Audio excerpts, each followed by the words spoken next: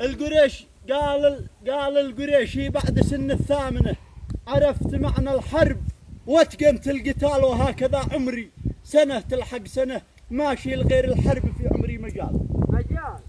قال القريشي بعد سن الثامنة عرفت معنى الحرب واتقنت القتال، وهكذا عمري سنة تلحق سنة ماشي لغير الحرب في عمري مجال. قيفي قريشي والحيود الداحنة تشهد لقيفه طول الأزمان الطوال، ما قط شي قيفي خضع للهيمنة ولا قبل بالعيش تحت الاحتلال، ما نقبل الذلة وعيش المسكنة لو بادحق دورنا فوق العيال.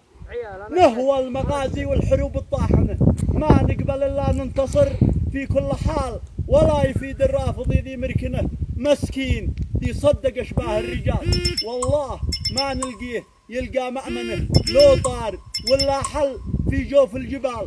الرافضي لي فيه حدوام زمنه محال نقبل به وبمثاله محال. القبلي عباد العوجري